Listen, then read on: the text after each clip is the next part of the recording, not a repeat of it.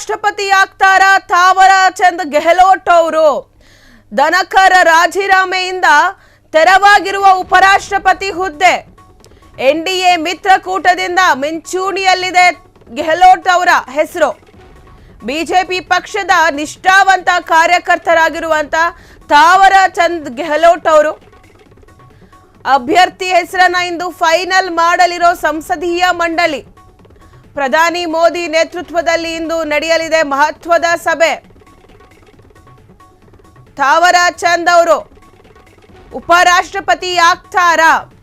ನಮ್ಮ ಕರ್ನಾಟಕದವರು ತಾವರ ಚಂದ್ ಗೆಹ್ಲೋಟ್ ಅವರು. ಇವರು ಕರ್ನಾಟಕದ ರಾಜ್ಯಪಾಲರಾಗಿದ್ದಾರೆ. ತಾವರ ಚಂದ್ ಗೆಹ್ಲೋಟ್ ಅವರು ಇವರು ಉಪರಾಷ್ಟ್ರಪತಿ ಆಗ್ತಾರೆ ಅನ್ನೋ ಒಂದು ಮಾತುಗಳು ಈಗ ಕೇಳಿ ಬರ್ತಾ ಇದೆ. ಈ ನಿಟ್ಟಿನಲ್ಲಿ ದೆಹಲಿಯಲ್ಲಿ ಈಗ ಒಂದು ಮಹತ್ವದ ಸಭೆ ಕೂಡ ನಡೀತಾ ಇದೆ.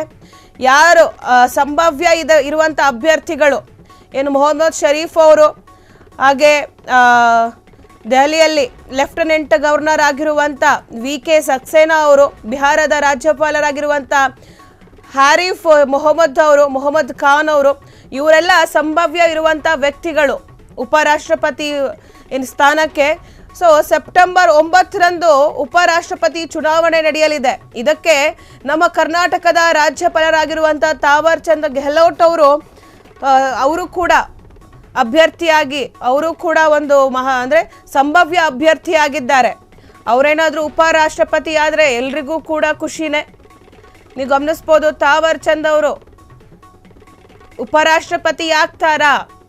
ಧನಕರ್ ರಾಜೀನಾಮೆಯಿಂದ ಆ ಉಪರಾಷ್ಟ್ರಪತಿ ಏನು ಹುದ್ದೆ ಇದೆ ಅದು ಖಾಲಿ ಇದೆ. ಹೀಗಾಗಿ ಆ ಸ್ಥಾನಕ್ಕೆ ತಾವರ್ ಚಂದ್ ಗೆಹ್ಲೋಟ್ ಅವರು ಬರ್ತಾರಾ? ಬಿಜೆಪಿ ಪಕ್ಷದ ನಿಷ್ಠಾವಂತ ಕಾರ್ಯಕರ್ತರು ತಾವರ್ ಚಂದ್ ಅವರು. ಈಗ ಉಪರಾಷ್ಟ್ರಪತಿ ಆ ಹುದ್ದೆಗೆ ತಾವರ್ ಚಂದ್ ಅವರಿಗೆ ಸಿಗುತ್ತಾ? ಮುಂದಿನ ಉಪರಾಷ್ಟ್ರಪತಿ ತಾವರ್ ಚಂದ್ ಗೆಹ್ಲೋಟ್ ಅವರು ಆಗ್ತಾರಾ? ಬಿಜೆಪಿಯ ನಿಷ್ಠಾವಂತ ಅಧಿಕಾರಿಯಾಗಿರುವಂತಹ ತಾವರ್ ಚಂದ್ ಅವರು. ಕ್ಷಣ ಕ್ಷಣದ ಸುದ್ದಿಗಳಿಗಾಗಿ ಫ್ರೀಡಂ ಟಿವಿ ಸಬ್ಸ್ಕ್ರೈಬ್ ಮಾಡಿ, ಲೈಕ್ ಮಾಡಿ ಹಾಗೂ ಫಾಲೋ ಮಾಡಿ. ಹೊಸ ಸುದ್ದಿಗಳ ನೋಟಿಫಿಕೇಶನ್ಗಾಗಿ ಬೆಲ್ ಐಕಾನ್ ಮೇಲೆ ಕ್ಲಿಕ್ ಮಾಡಿ.